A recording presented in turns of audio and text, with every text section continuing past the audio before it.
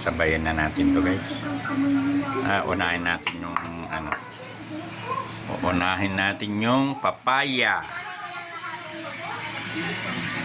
Unahin mo natin yung papaya guys para overcook yung sitaw. Tanggalin mo natin yung sitaw. Lipat natin dito. Guys, yun. Maninipis lang yung hiwa ng papaya guys para madaling siyang lumambot.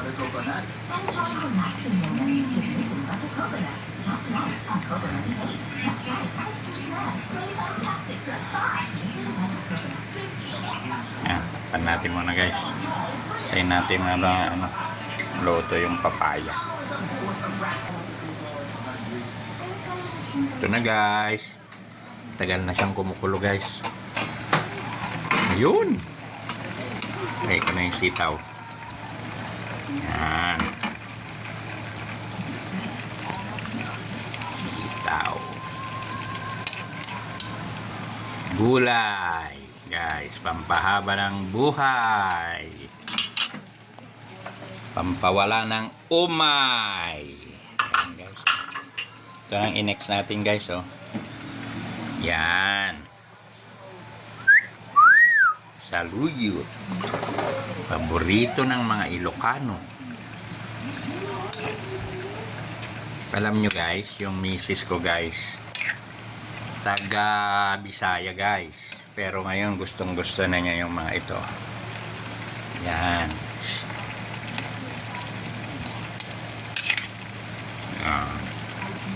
Ito na yung mga gusto niya ngayon na ulam. Para mabusog daw siya. Mga gulay-gulay.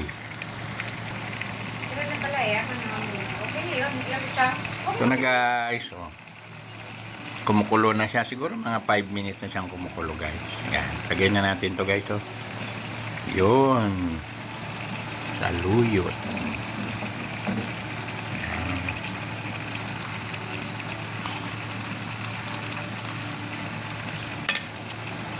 Fresh vegetable guys. Yan. Ilalim natin para maluto siya.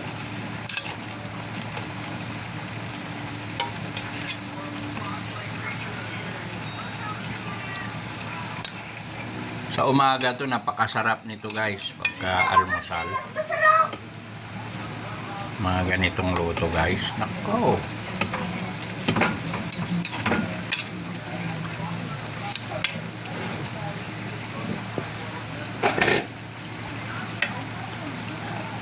Dapat may sili pa siyang panigang kaso naubusan.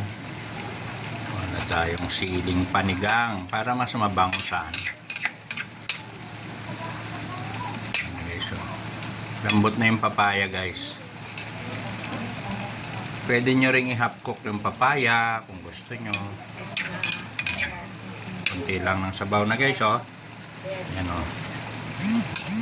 Yan guys. Tikman na nga natin. Pwede nyo ring asiman to guys. Lagyan ng asim. Pero ako